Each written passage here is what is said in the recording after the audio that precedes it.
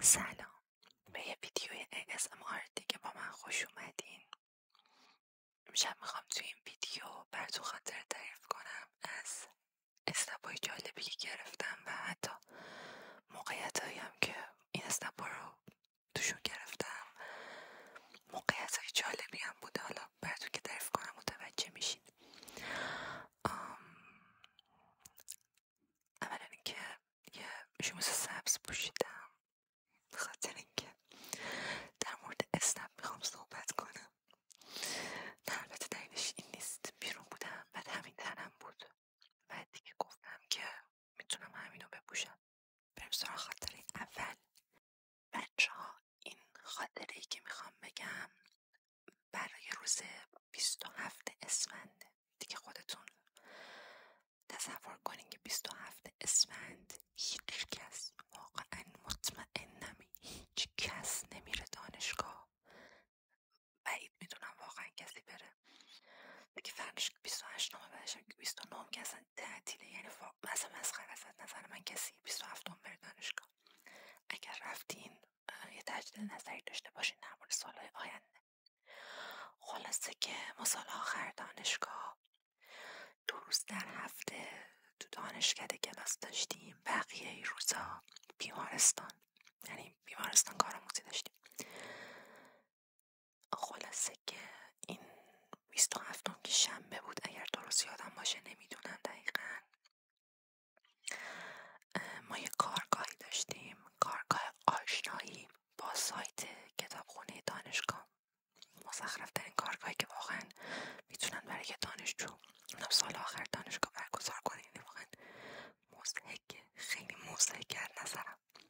بعد شما فکر کنین که این کارگاه برگزار کردن و خب خیلی همون نرفتیم مسلما و حق یک غیبت رو که آدم تو کارآموزی داره به این کارآموزی هایی که ترم آخر برامون میذاشتن. دانشجوی پیرامپزشکی احتمالاً بدونن کارآموزی در عرصه اسمش هست، یعنی همون کارورزی به حساب میاد، یه جوری اینترنشیپ. یعنی که شما درس ها رو دیگه یاد گرفتین، دیگه میرین که پس بدین درس ها رو دیگه.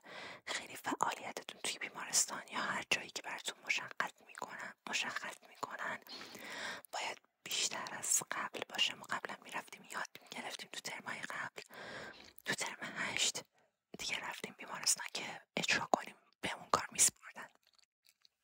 حالا این 2 روز اول هفته استادامون گفتن که یه سری کارآموزی کارگاه براتون برگزار میکنیم به اسم کارآموزی در عرصه 1.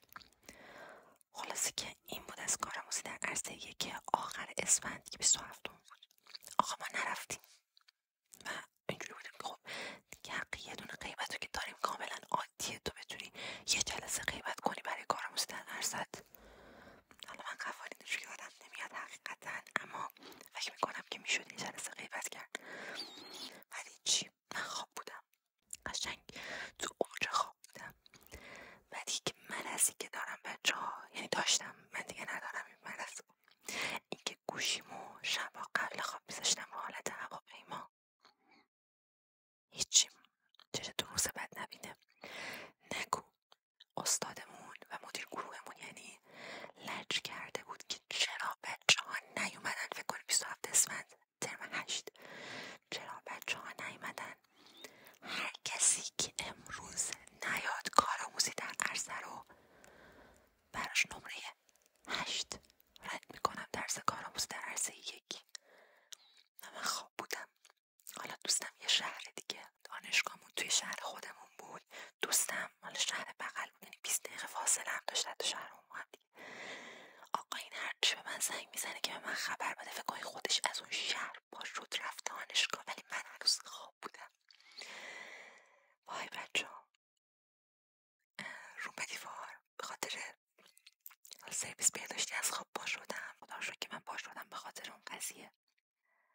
بعد جای شما خالی، گوشیمو از رو حالت هواپیما برداشتم، دیدم سیل میسکال و پیام و تلگرام و اینا که عاطفه پاشو بیا، استاد گفته به همه 8 میده اگه اصلا نمیدونم چجوری، حتی صورتم هم نشستم. اون دستشویی، یعنی اون سرویس بهداشتی هم که بهتون گفتم حتی نرفتم، کار اونجا نکشید. فقط مقنعه رو سرم کردم، عینکم رو یادم رفت بزنم، فقط مقنعه رو سرم کردم رفتم. همین. و اسنپ گرفتم بچه ها. اینجا اون جاییه که اسنپ مربوط میشه به داستان. اسنپ گرفتم و دانشگاه اونم خارج شهر بود. مثلا حدود دیگه 20 دقیقه 25 دقیقه از خونمون تا دانشگاه راهه. ببینید بچه ها 25 دقیقه برای شهرستان زیاده. خب شاید تو تهران مسئله ای نباشه ولی برای شهرستان زیاده. جای شما خالی. آقای اسنپی اومد و فکر کنیم من از استرس میمردم. اعصاب من به شدت خورد بود. هرچی فحش و بد و بیرا بود تو ذهنم بود. حالا آقای اسنپی خدا رو شکر بسیار تند میرفت. از اونا بود که من اینجوری ویراژ میداده داخل خیابون. و در همین حین یک ریمیکسی پخش کرد آقای اسنپی. ریمیکس این آهنگ چیه؟ اسمش یادم رفت. پرواز. آهنگ پرواز آریان بند، گروه آریان نمیدونم گروه آریان. وای بچه ها ریمیکس بود، خیلی شاد، صدای بلند، همینطوری میخون که نمیدونم مادو باله، نمیدونم باله پروازی میشه میگه آهنگر، الان متنش یادم نیست. اینا گذاشته بود و قیافه من بوکر اخمو چشای پف کرده. یادم یه ویدیو از خودم همون روز گرفته بودم در اون حالت که بوکر به صفحه خیره بودم و این آهنگ داشت پخش می‌شد. گفتم یادگاری بر خودم نگه دارمش. واقعا سرحال‌ترین صحنه زندگیم اونجا بود. در بدترین موقعیت راننده اسنپی در خوشحال‌ترین حالت خودش بود و من اصلا کلم خیلی خراب بود اون روز واقعا. این از اولی خاطره.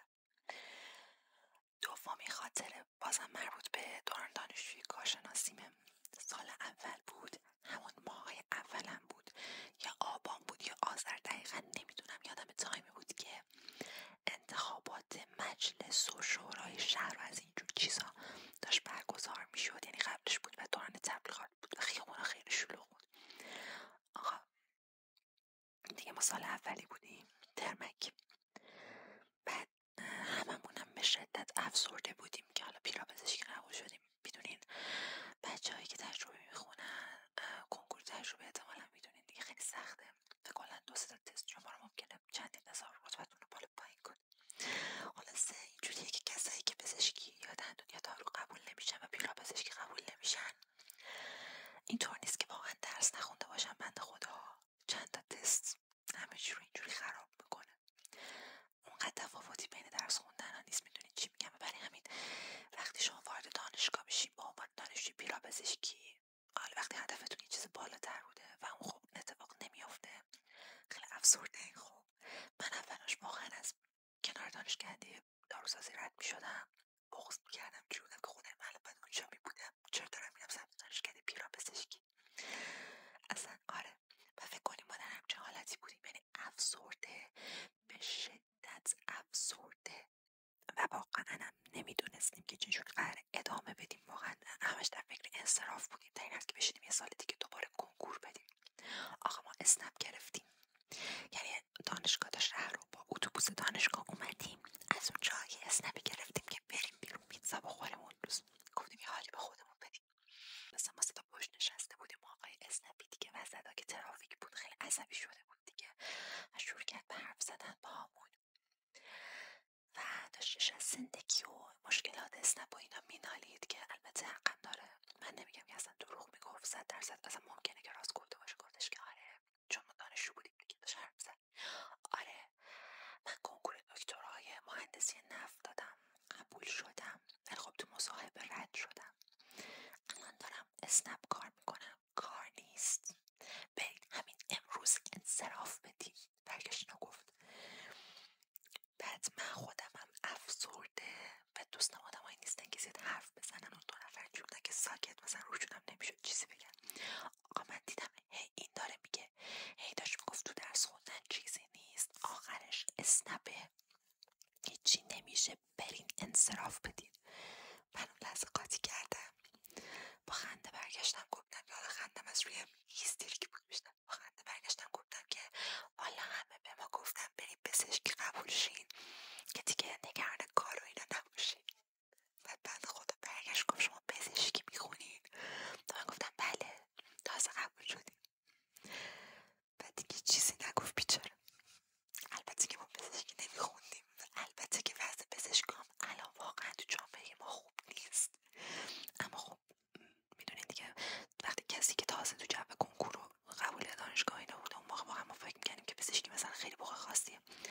الان وضعیت اصلا اونجوری نیست، واقعا داریم میبینیم که چقدر بچه‌ها تحت فشارن. دوستای خودم دارم میبینم که چقدر تحت فشارن.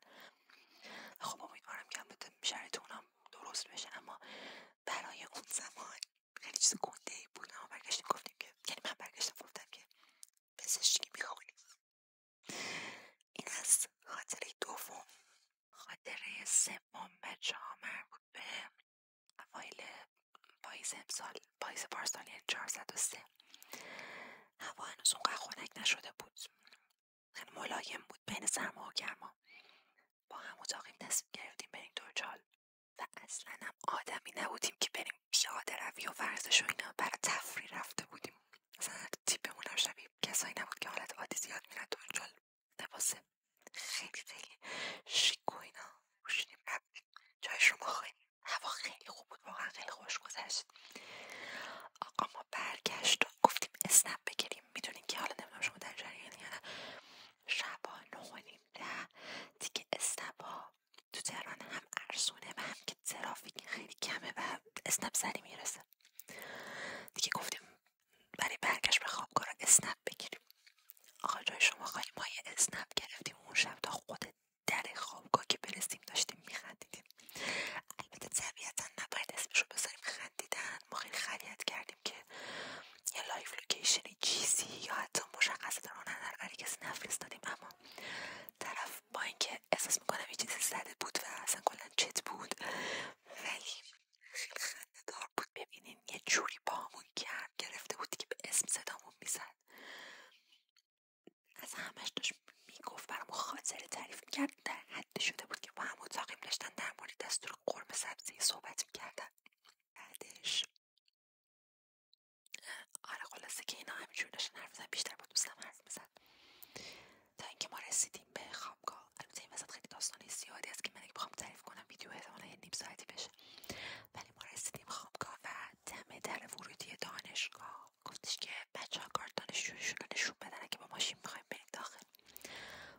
ما دوتا کارتامون رو دادیم دست این اسنپیه و اونم داد دست نگهبانی، یعنی نگهبانی گفت اوکیه بریم داخل و اینا. آقا کارتامون رو پس نمیداد تا دم در خوابگاه که برسیم داشت قیافه همون رو پس قلم میکرد. اصلا تا حالا من به زندگی مانند اسنپی ندیده بودم که اینقدر گرم بگیره با آدم. خیلی چیز عجیبی بود. خیلی خاطره دیگه هم تو ذهنم بود که براتون تعریف کنم، ولی الان هر چقدر که فکر میکنم یادم نمیاد چیو میخواستم تعریف کنم. یادم یه اسنپ دیگه هم بود که باش داستان داشتیم ولی اصلا یادم نیست. حالا این وسط که اینو تعریف کردم بذاریم براتون از آپشن همسفر تپسی هم یه صحبتی داشته باشم. آقا من تو تهران کلا دارم اسنپ و تپسی میگیرم، یعنی نصف خرج زندگی من با اسنپ و تپسی داره انجام میشه. میخواستم برم آزمایشگاه برای کاری پایان نامم و دیرم هم شده بود. هیچ اسنپی منو قبول نمیکرد بچه‌ها. 45 دقیقه تمام داشتم اسنپ و تپسی میزدم، هیچ کس منو قبول نمیکرد. دیگه از دم در خوابگاه رسیده بودم دم در دانشگاه، به پیاده روی کردم دیگه. گفتم حداقل اگه اسنپی پیدا شد من دیگه برم دم در دانشگاه، نیاز نیست بیاد دم در خوابگاه. جاتون خالی. وقتی رسیدم دم در دانشگاه هم تپسی داشتم میزدم هم اسنپ، یهو دیدم که تپسی قبول کرده و برام یه صفحه بالا اومده عکس یه درخت که جوونه‌ای داشت نوشته بود که با هم سفر 9000 تومن. به من اینجور بودم که بله یعنی چی که با هم سفر 9000 تومن، یعنی چی؟ و شاید باورتون نشه اون تپسی داخل